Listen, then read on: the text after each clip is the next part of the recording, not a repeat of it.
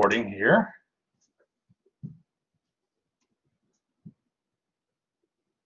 Okay, so we're recording. So in our last class, we had talked about least squares problems. So you know, the situation is here.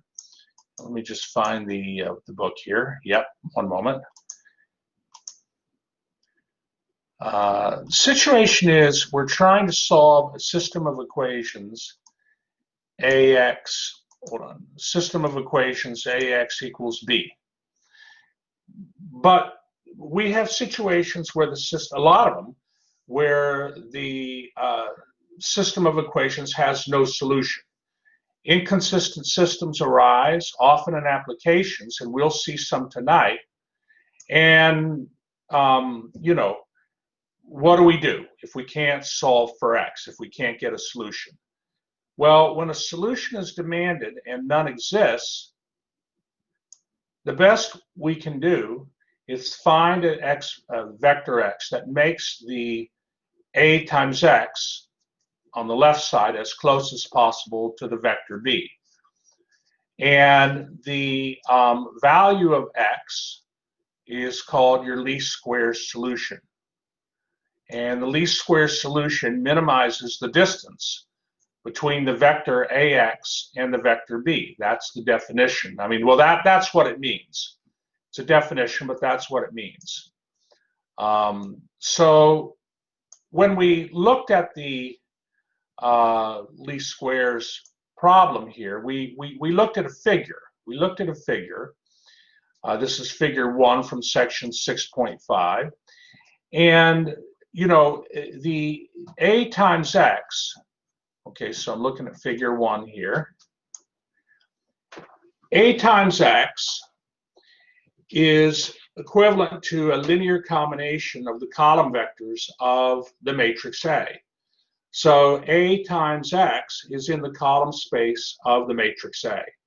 And in figure 1, they're showing multiple vectors, AX1, AX2, AX hat. They all, since A times X is a linear combination, you know, it's X1 times the first column vector of A, plus X2 times the second column vector of A, and so forth. So the A times X vectors all fall in the column space of A. But the vector that fall in the column space of A that's closest to the vector B is A times X hat, and X hat is that least squares solution. Okay, and we want to find the X hat, right? Because we want to find the X hat. And remember, A times X hat is equal to the vector B hat, which is the projection of the vector B onto the column space of A. Are there any questions so far? We're just reviewing what we had you know, talked about in the Tuesday's class before Thanksgiving break.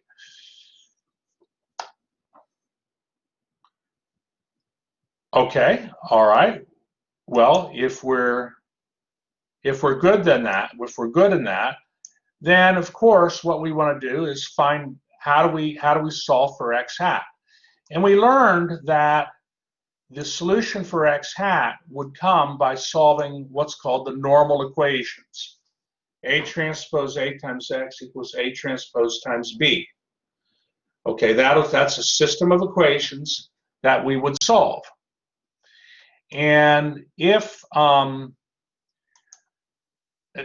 course, how you solve for that vector X, which really we should call X hat, is dependent on A transpose A. And there's a theorem. So these are the normal equations. These are called your normal equations. And there's a theorem. Let me just find it here. We looked at multiple examples, but theorem 14 gives sort of a summary of how we find the X hat. So first of all, if in part B, if the columns of A are linearly independent, then the matrix A transpose A is invertible. And when those statements are true, you can find the least squares solution x hat by, x hat equals A transpose A, the inverse of A transpose A, times A transpose times the vector B. Okay, that's how you would find x hat. But you can't find x hat that way always, because sometimes you have a matrix A that whose columns are not linearly independent. That can happen if you have a big matrix. If you have a big matrix and the matrix is maybe a dense matrix, you could have possibility that the columns of A are not linearly independent. And when that happens, you can still solve the normal equations, but what's going to happen is you'll get a free variable in your solution. And they show that in example 2 in the book. So we did examples 1 and 2 in the textbook.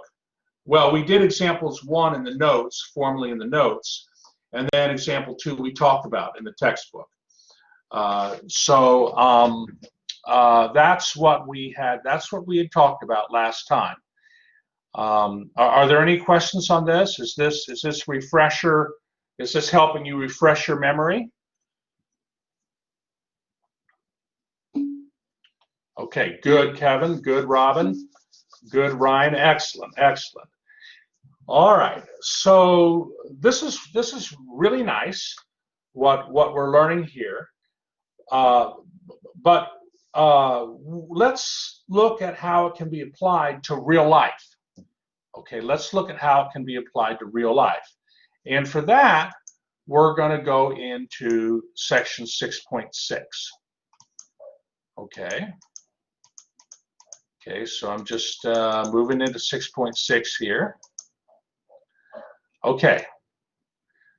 So section 6.6 deals with applications to linear models.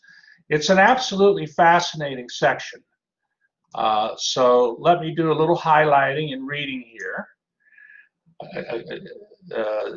A common task in science and engineering is to analyze and understand relationships among several quantities that vary. This section describes a variety of situations in which data are used to build or verify a formula that predicts the value of one variable as a function of other variables. In each case, the problem will amount to solving a least squares problem. Okay, and they talk about, we're going to alter our notation a little bit here, and I'm going to go into a little bit of detail, but instead of ax equals b, we're going to have x times the vector beta equals the vector y. X is your design matrix, the vector b is called your parameter vector, and the vector y is the observation vector. Okay, and we'll actually work a problem out. So you just kind of relax here, and we'll work out a problem here. How many have seen linear regression in their life? A scatter plot, where you have a scatter plot and you try to draw a line of best fit through the points. This is actually can be done on the TI 83, 84. So Moshe's seen it, Robin's seen it, Ryan's seen it, and sure. So let me, but maybe not everybody's seen it. So let me just sort of show you here. Experimental data. So a line has this form. Okay, you're used to equation of a line is y equals mx plus b. But if you don't mind, we'll use y equals beta 1x plus beta sub 0. Those b's, they look like b's, but they're not b's. They're script b's. Those are the Greek symbol beta. So y equals beta naught or beta sub 0 plus beta 1x. And experimental data will produce points. It'll produce coordinates. So like, for instance, you might have for instance, x being an explanatory variable and y being a dependent dependent variables. So for instance, you might be trying to predict if shoe size can predict a person's height, okay, or if the width of a person's waist can predict their body fat index. Okay, so the data is collected on multiple subjects. So like for instance, for the example, is shoe height, how well does shoe height predict a person's, or how well does the size of one shoe predict a person's height? Okay, well, you could sample 30 people, measure each of their shoe sizes and each of their heights, and make a scatter plot. Okay, make a scatter plot and see what the scatter plot, if there appears to be a relationship between shoe height or shoe size and a person's height. And you know, in that case, there would be a relationship, and so the line would be have a positive slope. In the little picture here, the little picture in Figure 1, the experimental data they're using would be, you know, the x, as the x values increase, the y values decrease. Okay, so that could be, for instance, I'm trying to think of something like that. Let's see, what would it, and it's oftentimes harder to find examples like that. But let's see, I'm thinking of something that decreases, and then something that would correspondingly, no, something that explanatory variable that increases, but the dependent variable decreases. So like a negative correlation between two variables. Man, I should know this right off the bat. Let's see. Hold on. I'll find something. I should know it right off the bat. But hold on. Going into Google and typing in negatively correlated variables. That's what I'm doing here. Okay, so like, okay, they talk about pages printed and printer ink supply. That's a good example. That's certainly a good example. If X is the number of pages that you print on your printer, and Y, the variable Y, is the amount of your ink supply, those would be negatively correlated, because the more pages you print on your printer, okay, the larger X is, that would correspond to a smaller amount of printer ink left in your printer. So as X increases, Y decreases, negatively correlated variables. Okay, so far, are there any questions? So far, are there any questions? I wanted to give you an example that, you know, when you see this Figure 1, it'll make a little bit, you know, you could kind of put an example to it. So what they do is you have these data points, okay, and on the picture there they have drawn 5 data points. So like for instance, you could sample 5 people who have the same printer, and for each of them ask how many pages you printed out, and then ask how much of your printer ink's left. Maybe they can measure that somehow. Let's just assume they can. Well, you plot your data, you make a scatter plot. So each of these dots represents an XY coordinate. Okay, X is the amount of pages the person printed, Y is the amount of ink they have left. Now, it's not likely going to be a perfect one-to-one, you know, correspondence. What I mean is, like, all the data points may not lie perfectly on a line, okay, because there might be other things going on with the printer. Maybe one printer's newer than the other printer and is a little more efficient. Who knows? So this could be a scatter plot of the data points. So that the points are, the scatter plot indicates maybe there could be a line of best fit through the points. Y equals beta naught plus beta 1x. But certainly the line won't go through all the points.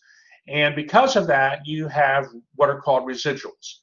Residuals are the difference between, well, y sub j is your observed value, and beta naught plus beta 1x is the predicted value based on the line. So you're going to use the equation of the line to model, given a number of pages a person prints on their printer, how much ink should they expect to have left?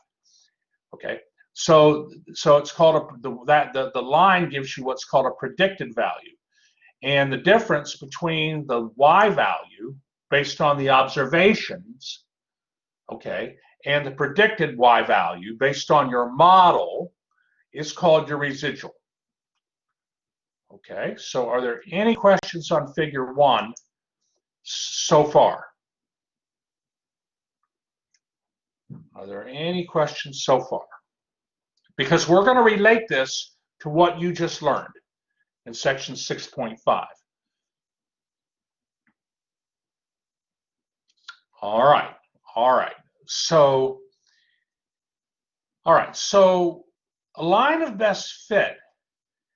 Okay, a line of best fit, intuitively, you understand a line of best fit would minimize these residuals, which are the difference between the observed values and the predicted values that the model gives. So really the best model, the best line of fit that we can have would be one where all the residuals are collectively minimized. Okay, that's what we want. And so this is what they're talking about here in when you measure how close the line is to the data. Okay, so the least squares line is the line that minimizes the sum of the squares of the residuals. So residuals, we don't care, we can't just add the residuals because you have some residuals that are positive, like this would be a positive residual here. Okay, whereas here the residual's negative. The observation for this particular x value falls below the predicted value. So we don't add the residuals. What we do, because if we added the residuals, we'd have positive and negative residual values, and they would cancel each other out, and we wouldn't have, we would actually not have an idea then on the residuals. Okay, so we have to preserve the residuals. We can't have positive residuals canceling negative residuals out. So we can't just add the residuals up. Okay, and in fact, if memory serves, if you add the residuals up, you'll get, I believe you will get 0. It's been a while since I've studied that, but I believe you will get 0 if you just add the residuals. And I can check that out. I'll check that out. But what we do is we square the residuals, and then we study the sum of the square of the residuals. And in fact, yeah. So that's how we look at that the least squares line will minimize the sum of the squares of residuals. All right, and this line is called a line of regression of y on x. Okay, so let's take a look here at what we're trying to do. So here in this table, okay, what they have here is they have n data points. Okay, for n data points, you're going to have x1, x2, x3, all the way up to xn. And you're going to have y1, y2, y3, all the way up to yn. And for every data point, you have a predicted y value, and you have an observed y value. And we would love it if the predicted y value would equal the observed y value for all of our data points. because then the line of best fit would with 100% accuracy predict. Given the number of pages you print out, this is the amount of ink that's left. It would be like a perfect predictor, perfect prediction.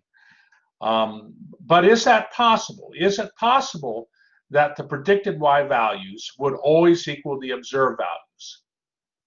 Okay. Looking at that table, do you think that's possible?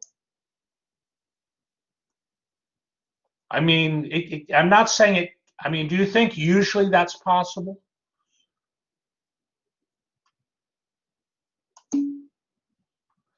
That's right, Robin. It would not be because, well, what do we have here? We have, oh, I'm looking at the table, predicted Y values and observed Y values.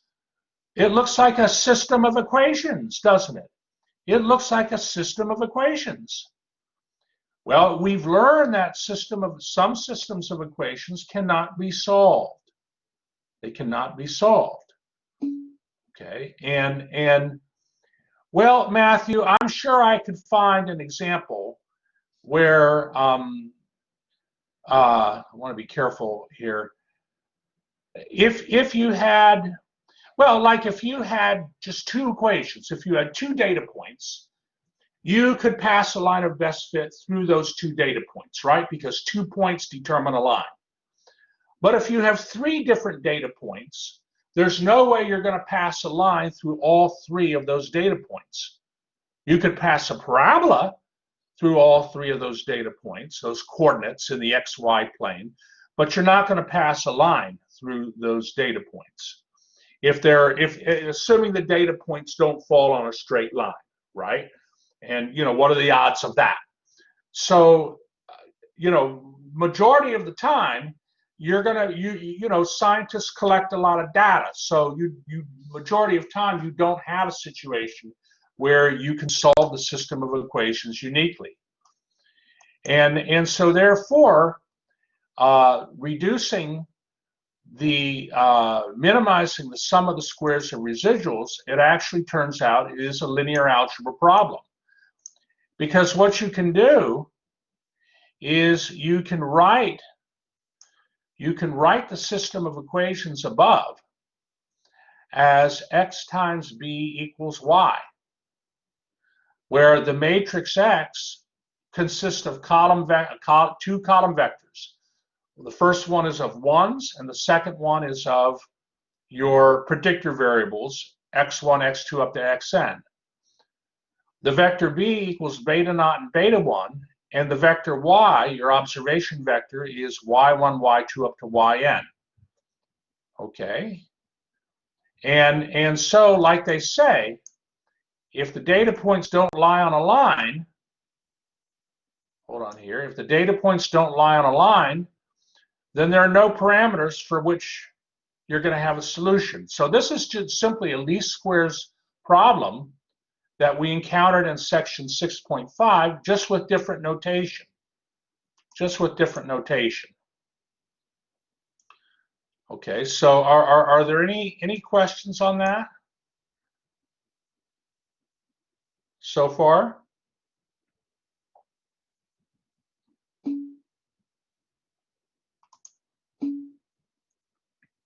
Okay, good. All right, good, Matthew. Good, Kevin. All right, well, let me show you just a little. I want to share a Christy's good. Great, Christy.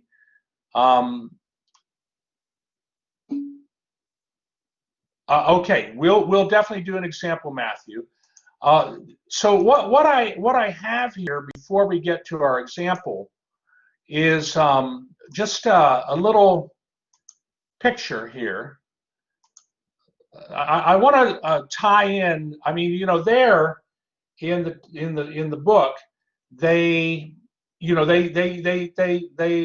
relating linear regression to this least squares solution problem that we're working with. But I wanted to just add a little bit to that and give you a geometric feel for the situation. So let me give you a moment to copy this little geometric interpretation to figure 1 from section 6.6. Let me give you a moment to copy this down, and then we can talk about it a little bit. Okay, so I'll give you a little time to do that.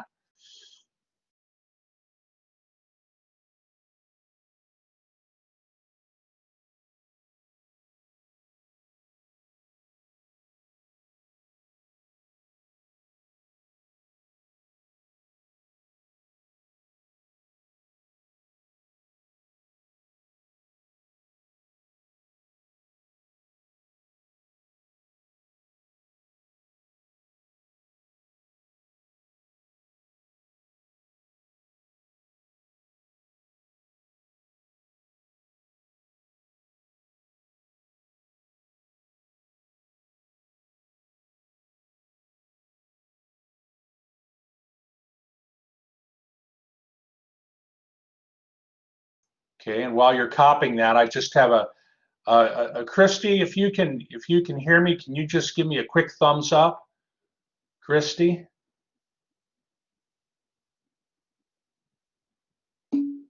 Good. Christy, I sent you an email.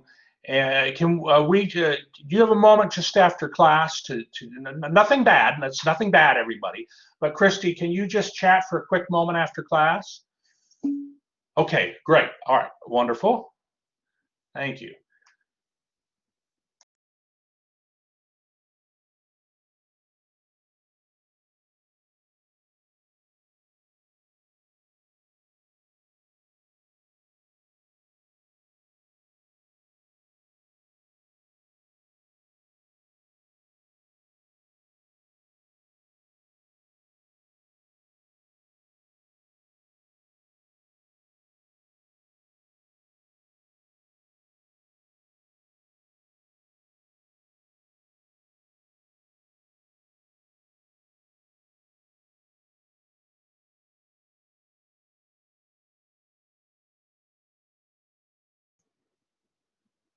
Let's see, Matthew's asking, what's the curl under the B again?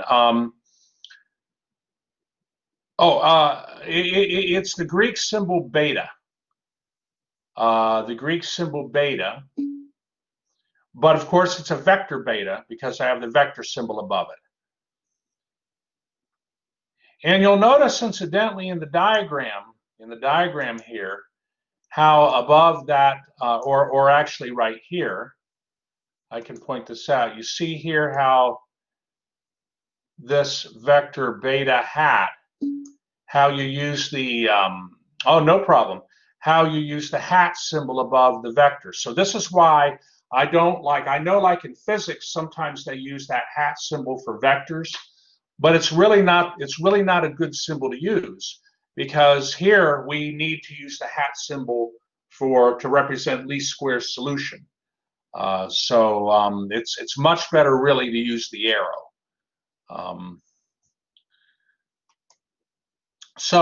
What I've done here is I've just reemphasized that X is our design matrix. Okay. The vector B is our vector of coefficient. Well, it's the beta naught, which is the y-intercept of the line, and beta 1, which is the slope of the line. The vector y is your observation vector. You see, you're looking at x times b. You're looking at x times b, and you're trying to solve x times b equals the vector y.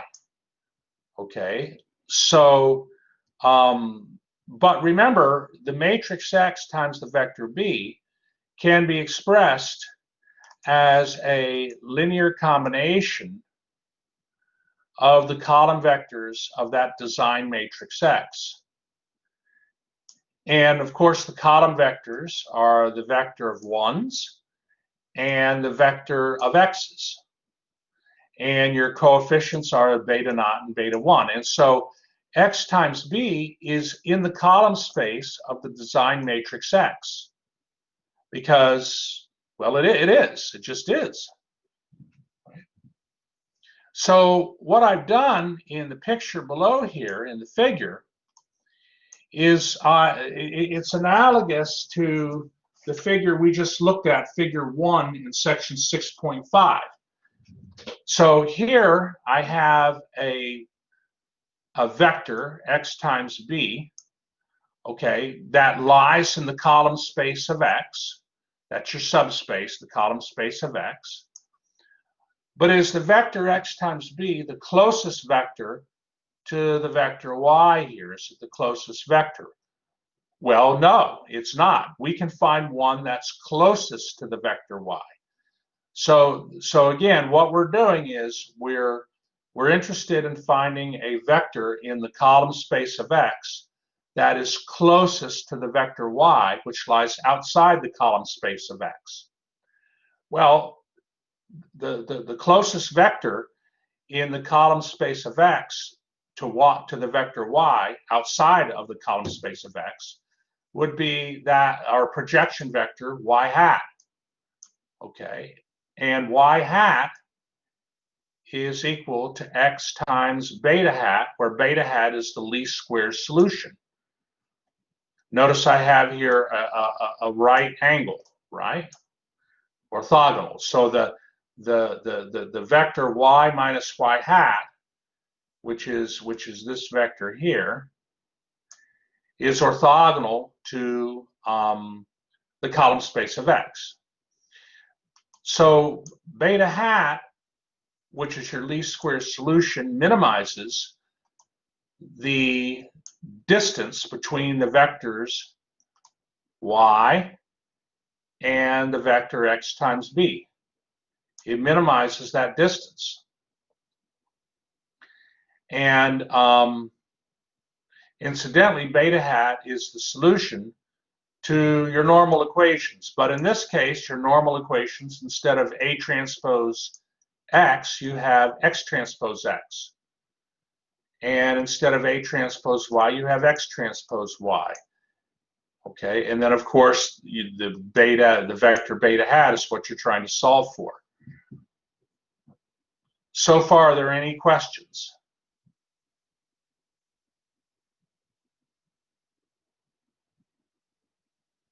Incidentally, the dimension of the column space of x for this example equals 2.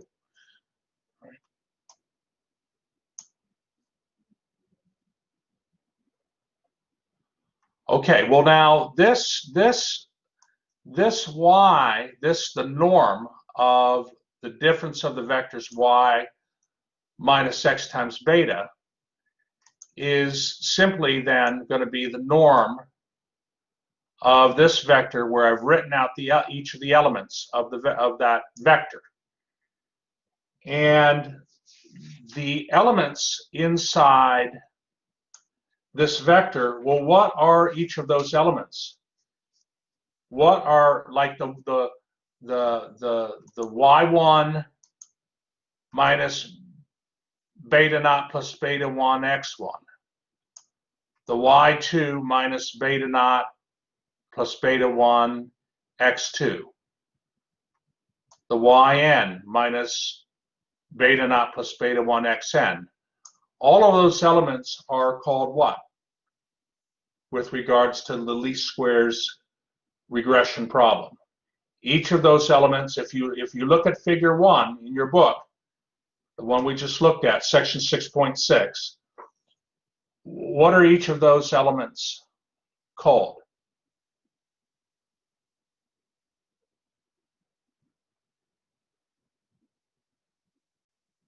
Those elements are the residuals. That's right, Robin. Those are your residuals. That's right, Devahar. And remember, if you square, hold on.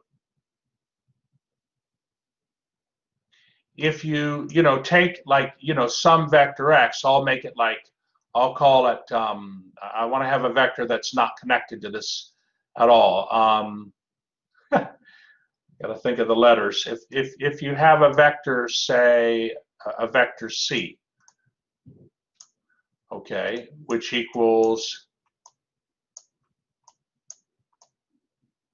C1 and C2. This is besides the point. Then if you take that vector C and square the vector, what's the square of the vector C going to equal?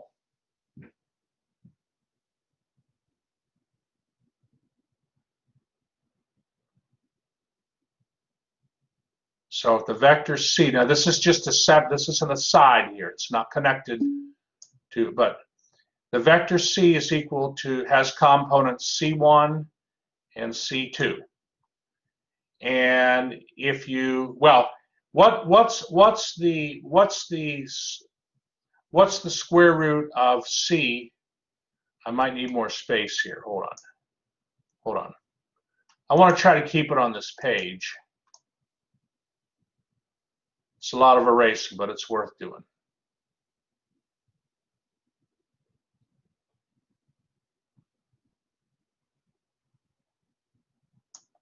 Okay, so let me ask you this.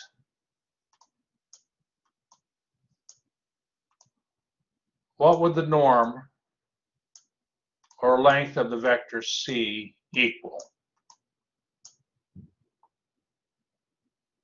What's the definition?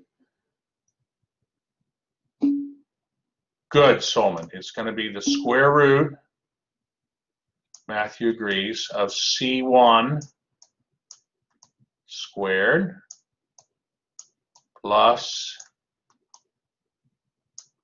C2 squared.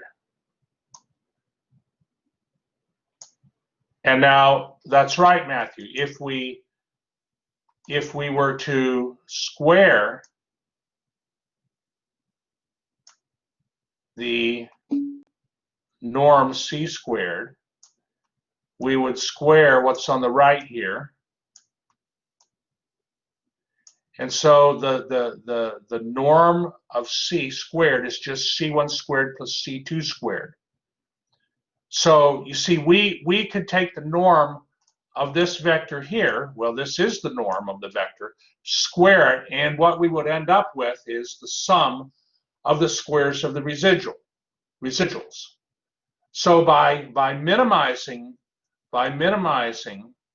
finding the least squares solution, we minimize this vector here. I want to say this right. We minimize the length or the norm of that vector of residuals, and hence that's equivalent to minimizing the sum of the squares of the residuals. That's what I'm trying to say. Because the book talks about minimizing the sum of the squares of the residuals. That's the least squares line. How many have seen that, minimizing the sum of the squares of the residuals? How many have heard that terminology maybe before?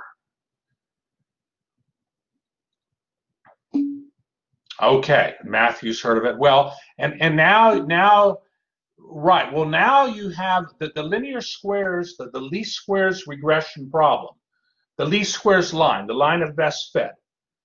Okay, the regression of y on x. That problem, okay, that problem can be viewed as a linear algebra problem, where we are finding a least squares solution. And now you geometrically understand why. Okay, are there any questions on that? So the book in figure 1 in section 6.6 didn't really include a nice figure like this, but I wanted to have one so you could connect, you could make a connection between section 6.6 and 6.5. How many find this helpful, the figure? Is that helpful? Okay, thank you, Kevin. Thank you, Robin. All right, well, great. Well, thank you, Matthew. Thank you. All right. Well, let's go ahead now and look at a textbook problem. Are we ready to move on? May I go to the textbook?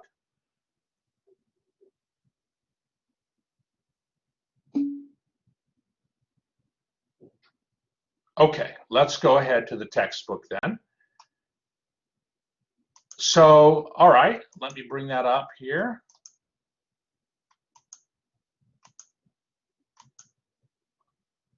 Okay. All right.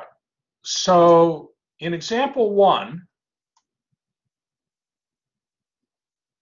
here, they want you to find the equation of the least squares line that best fits these 4 data points. So the way you do this is you have to create your design matrix X, and the first column, since you have a beta naught there, the coefficient of beta naught is a 1. Beta naught equals beta naught times 1.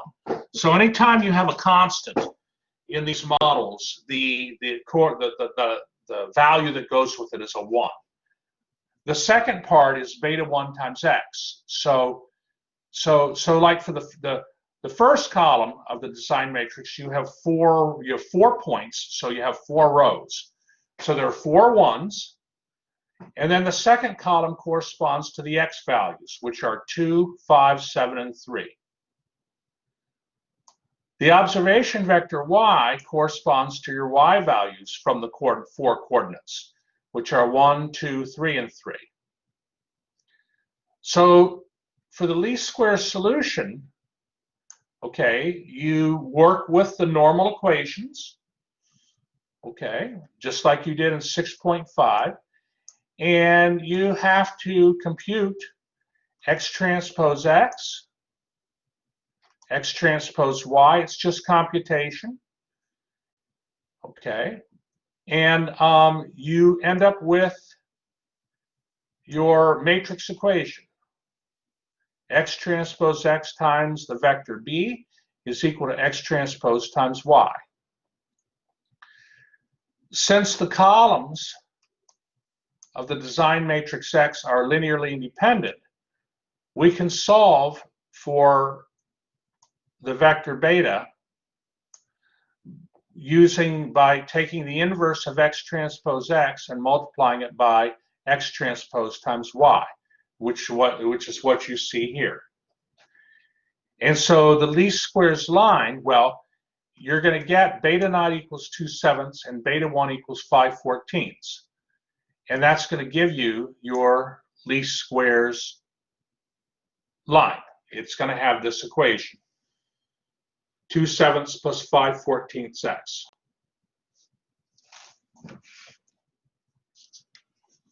Okay, so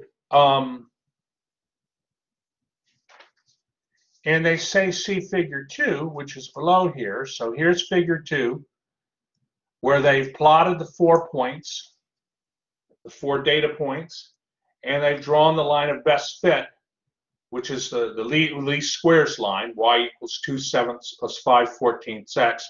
They've drawn that through the points.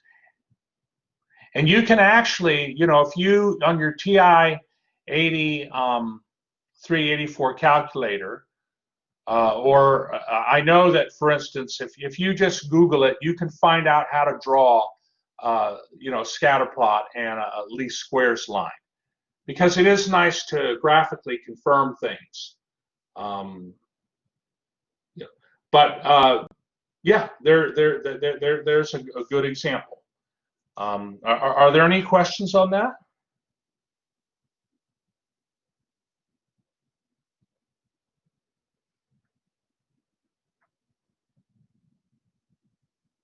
Before we move on?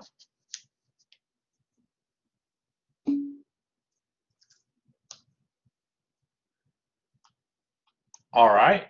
And they talk. Oh wait, hold on. Wait, I heard a thing here. Okay, Matthew's good, and folks are good. All right, they mention here below, by the way, a common practice in computing a least squares line is to compute the average of the x bar of the original values and form a new variable. To be honest, I've had a lot of statistics, and I guess it's been a while since I've seen that.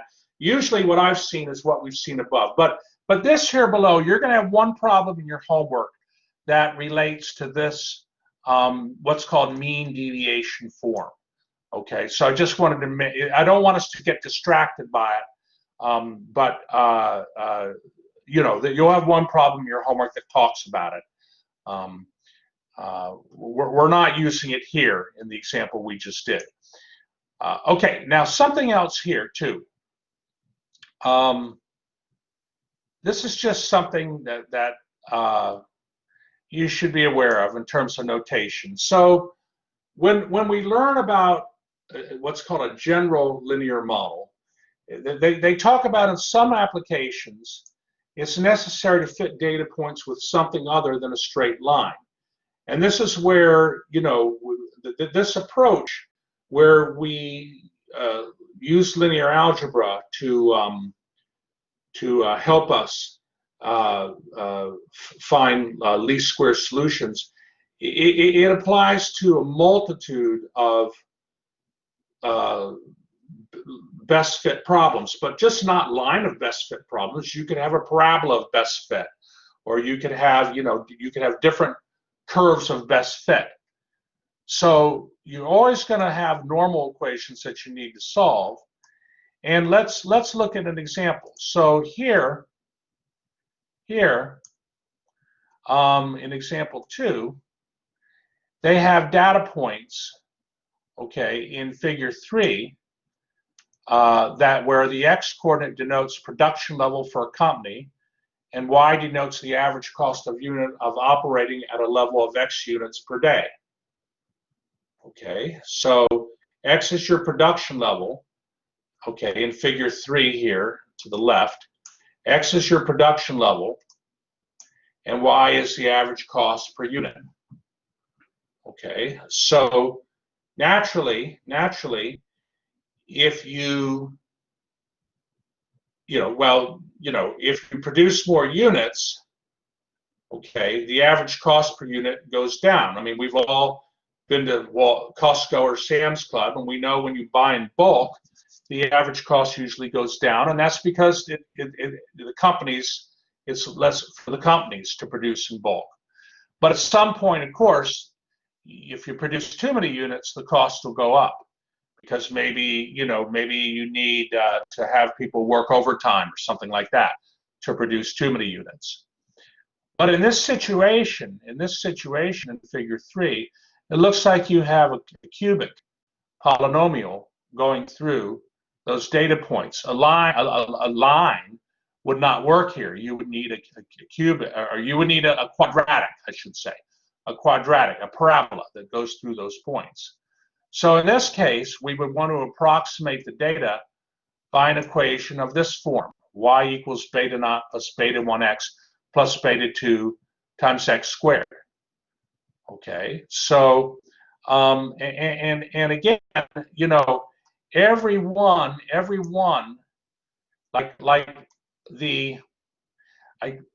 when they talk about y1, they're writing it as the sum of this quadratic parabola, this parabola of best fit, plus this eta 1 or epsilon 1. That's the Greek symbol is epsilon, and it's a residual vector. But really, honestly, we don't do much with the residual vectors. Okay, so I'm not sure at this level we're not doing too much with them.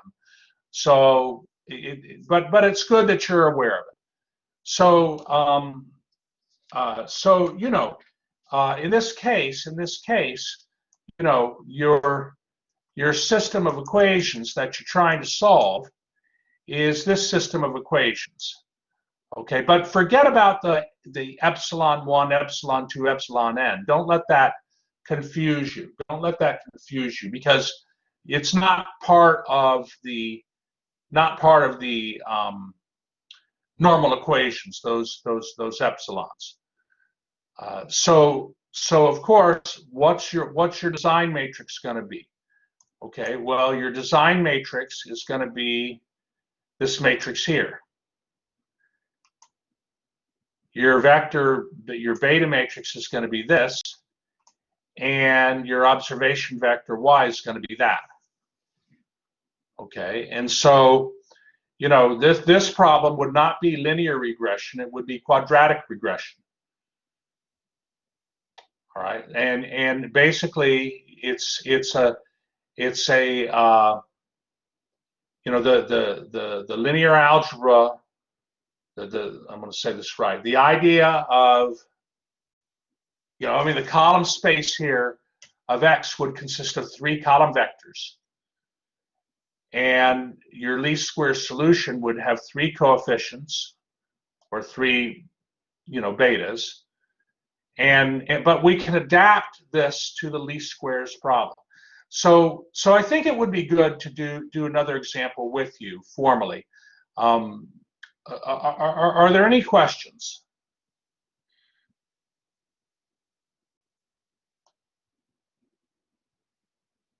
All right, let's get to an example here. Another example. All right, yes, let's do an example here. Let's see here. I have one right here.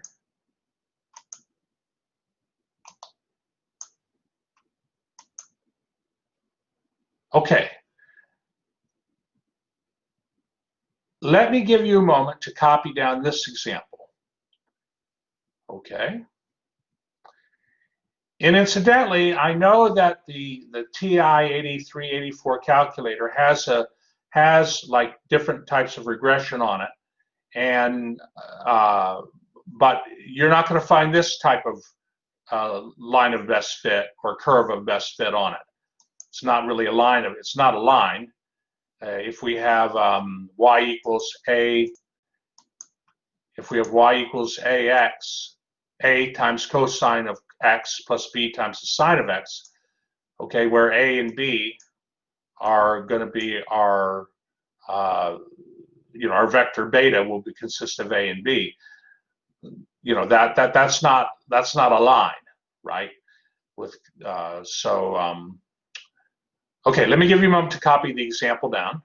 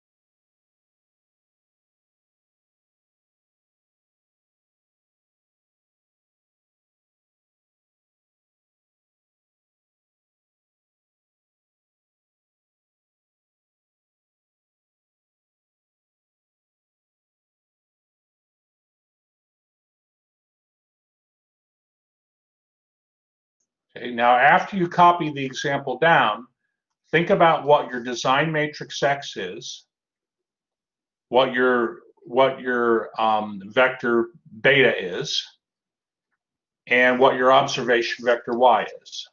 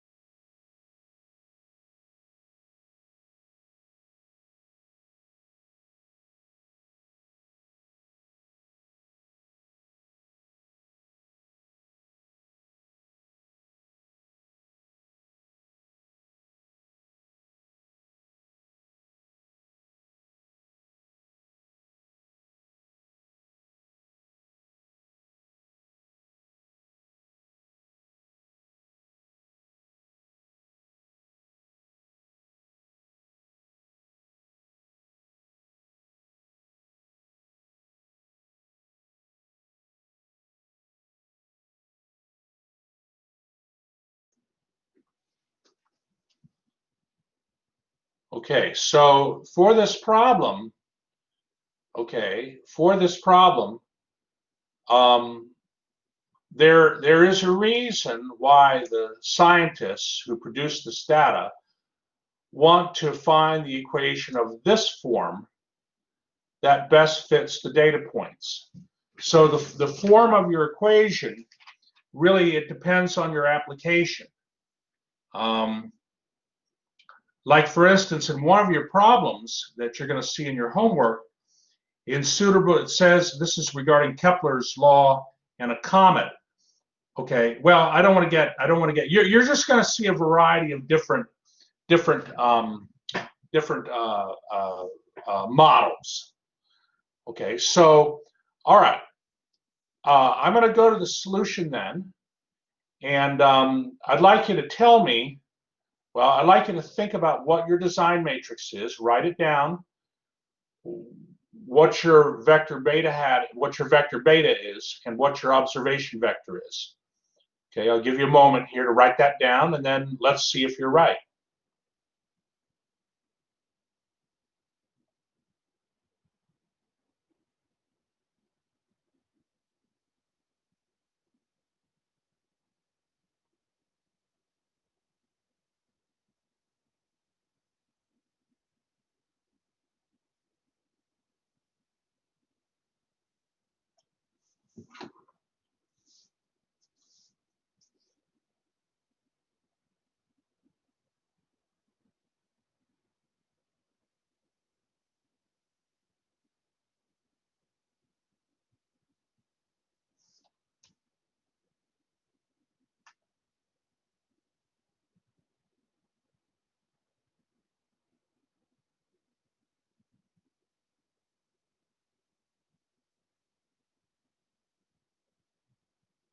Okay.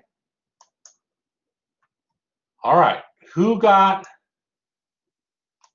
this for their design matrix X?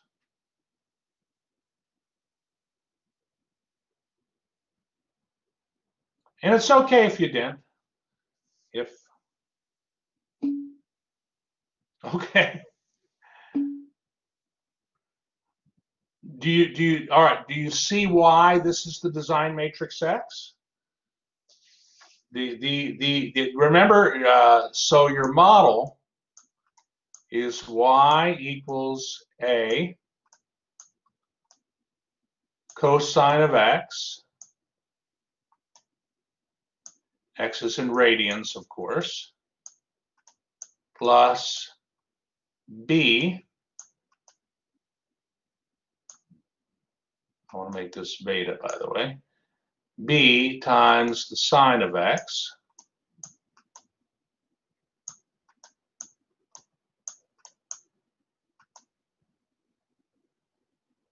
So you have, well, how many data points do we have in this problem? How many data points? We have 3. So that means we have to have 3 rows. Okay, well, the design, what makes the design of this model?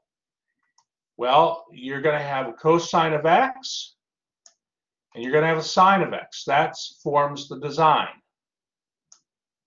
So this is how you get your design matrix. And the values of x were 1, 2, and 3.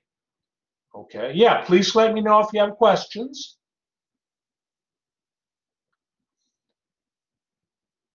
And then the vector b is AB, those coefficients. And then the vector y, okay, who got the observation vector correct? Okay, good, Robin.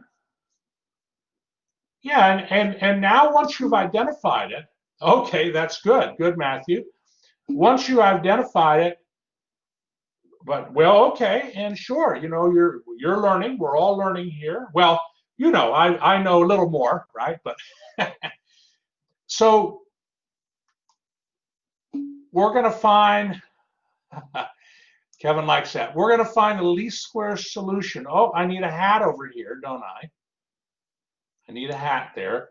We're going to find the least square solutions beta hat by solving x transpose x times beta equals x transpose times y. Oh, I need a vector over here, a vector symbol, right? Those are the normal equations that we're going to solve. Okay, and we note that the columns of x are linearly independent. So you have two column vectors in our design matrix. And, you know, I didn't like actually compute the cosines and the sines to verify that those two vectors are linearly independent, but they are, okay? And so since that's the case, by section 6.5, theorem 14, you can solve for the vector beta hat. You can solve for it. So you don't have to solve this system of equations like using the normal row operations. You could solve beta hat using the formula. Beta hat equals the inverse of x transpose x times x transpose times y. That's what beta hat is. And I'm going to go to MATLAB and show you how to do that. So you're going to be using MATLAB to help you with these section 6.6 questions because they involve messy numbers and so forth. And incidentally, what I did here, you don't need to copy this. In hindsight, I put it here just so you could see what x transpose x is, but you don't need to copy that. All right, what I'd like to do is once you're done copying up to here, I want you to go into MATLAB and put in your design matrix X and your vector Y, and I'll follow along with you. But let me know when I can, so you can stop here. You don't have to copy. You don't have to copy this here below. Okay. What I mean is you don't have to copy this. When I say this, you don't have to copy that. Even though it's true, you don't have to copy it.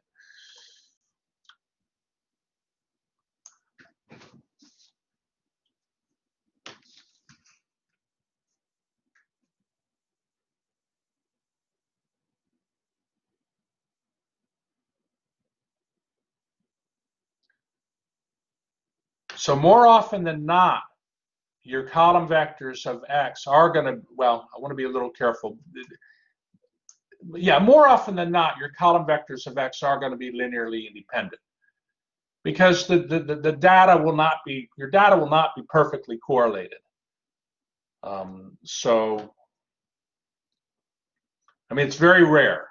If you're talking about, like, for instance, the distance that a car travels and the amount of gas used, that is like you traditionally a perfectly correlated. Those two variables are traditionally perfectly correlated. But for most variables, you won't have perfect correlation because nature, like for people's shoe sizes and heights, you'll have a person who has a size 11 shoe and they're 5'10", and then another person has a size 11 shoe and they're 5'9", maybe something like that. So you'll have independence. Okay, may I go to MATLAB? Are we good up to here?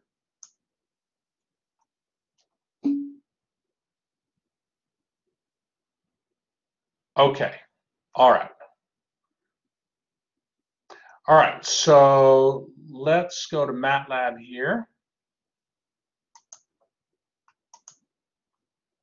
Okay, one moment.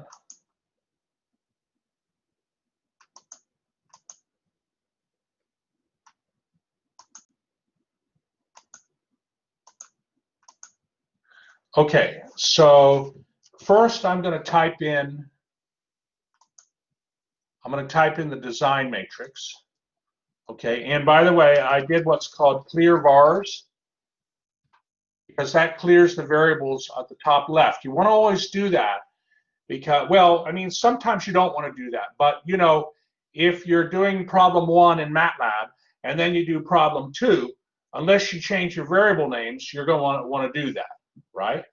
Okay, let me see here. So x equals cosine of 1, sine of 1, semicolon for the next row, cosine of 2, sine of 2 for, okay, and then the next row, the cosine of 3, sine of 3. Okay, that's fine. Okay, and maybe, you know, a little space doesn't hurt, right?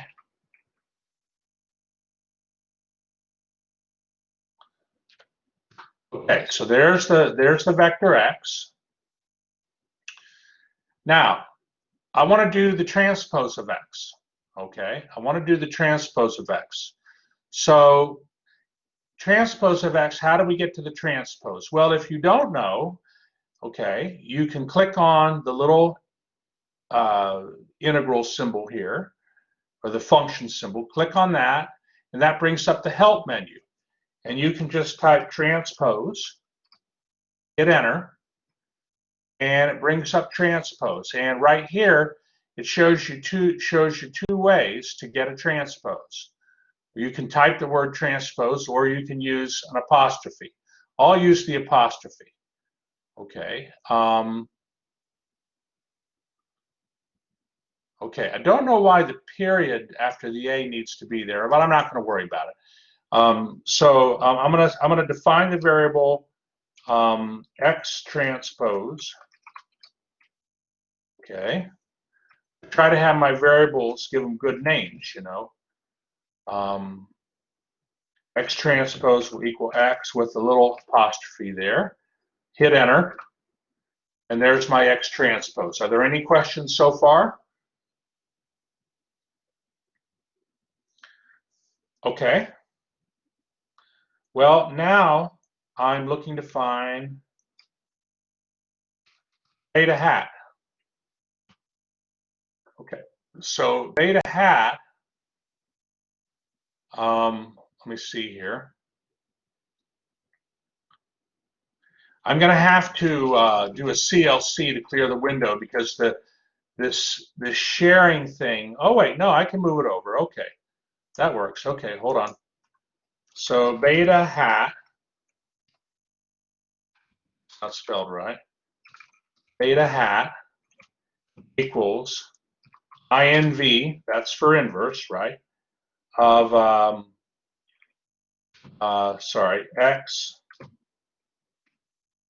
x transpose times x times x transpose. Oh wait, I need the vector y, don't I? I forgot the vector y, my observation vector. So let's get that in. 7.9, 5.4, and negative 0.9. Be nice to do this without a mistake for the recording, but that's hard to do. Okay, all right, so now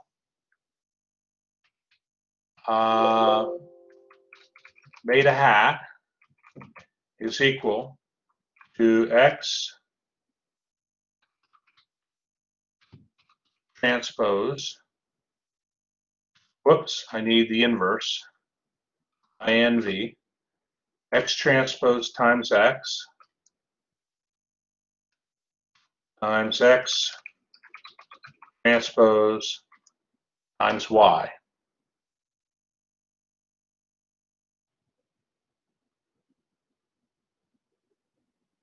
Okay, I hit enter. And that's right. Beta hat will equal 2.3421 and 7.4475.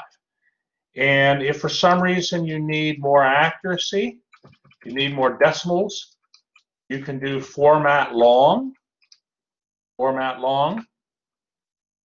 and bring back the command, hit enter, and you'll get more decimals. Okay, are there any questions on that?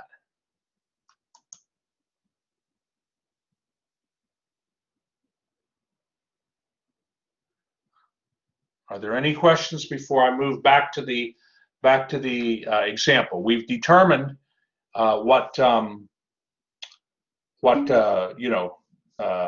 coefficients A and B are. A is 2.3421. Yes, Sega, I agree.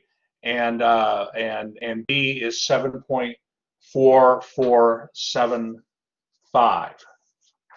Okay, that's the A and the B. So now, incidentally, on your final exam, this will be on your final exam, for a problem like this where you would use MATLAB, of course, I would need to see your design matrix X. You'd have to write that down. You'd have to write down your vector beta, and you would have to write down your observation vector Y. And then you'd have to write down, beta hat equals the inverse of X transpose X times X transpose Y. I would need to see that, and then that's going to equal, and now you go to MATLAB and you do this, and then you show me what it equals. So it has to be some supporting information, right? Okay. All right, so let me stop there, and let me go back to the file here.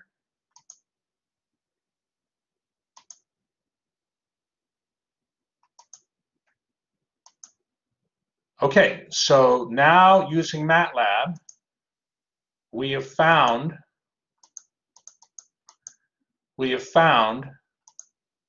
beta hat. And so the least squares model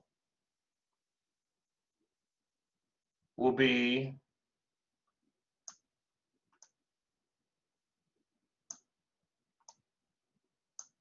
A is 2.3421.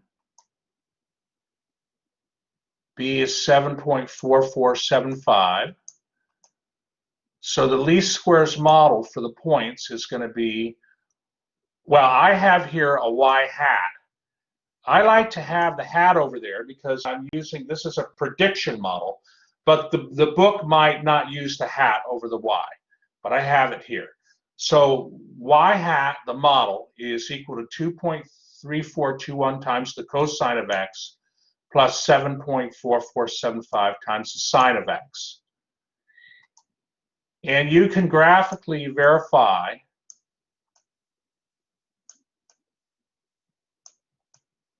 that this model works.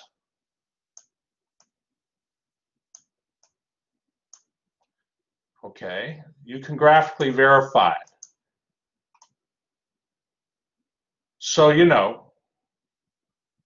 for your homework and your exam, or final exam, I should say, it doesn't hurt to graphically verify the model, because sometimes if you're, well, the reason is, like what I've done here, well, let me give you a moment to copy and up to here, and then I'll talk about this picture. One moment.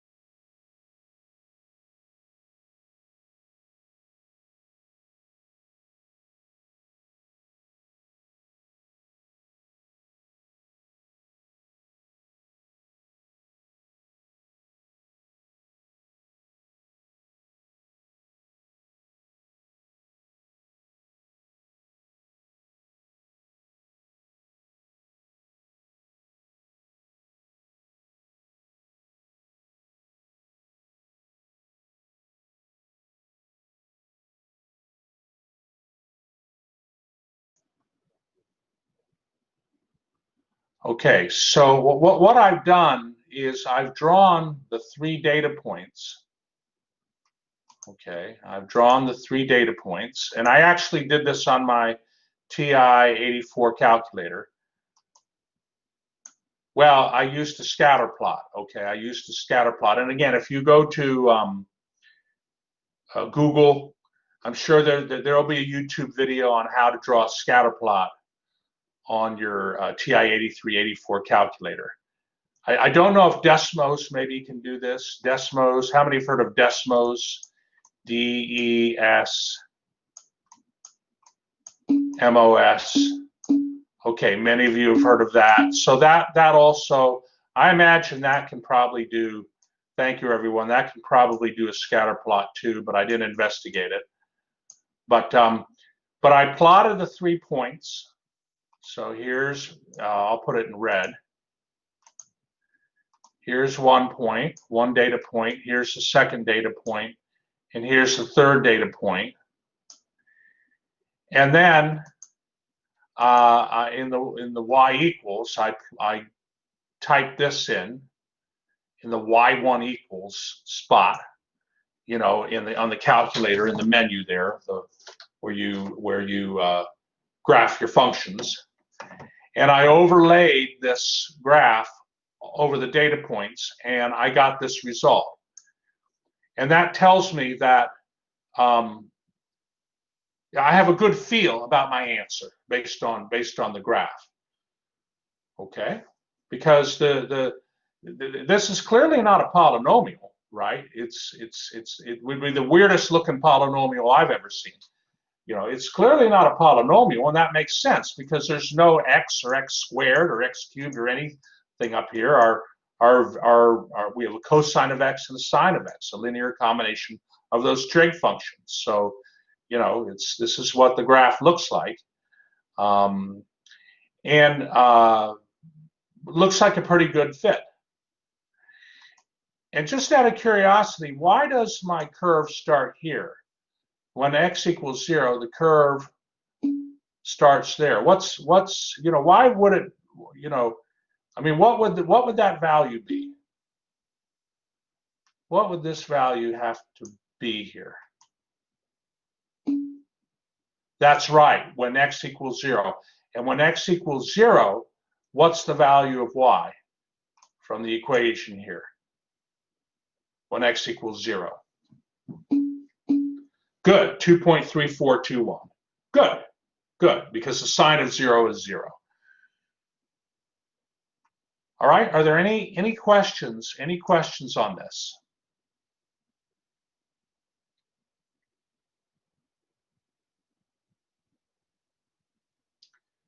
How many think they might graphically verify things?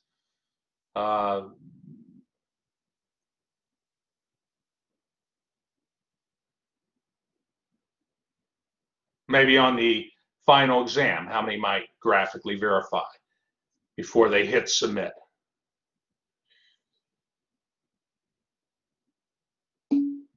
Okay. All right. I hear you, Matthew. I hear you.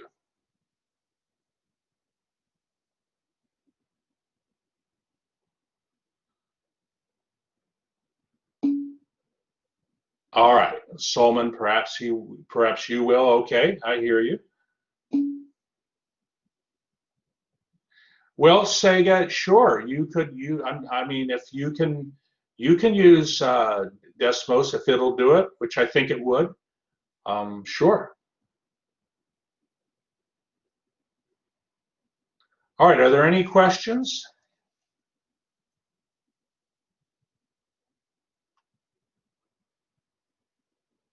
All right, I'll stop the recording.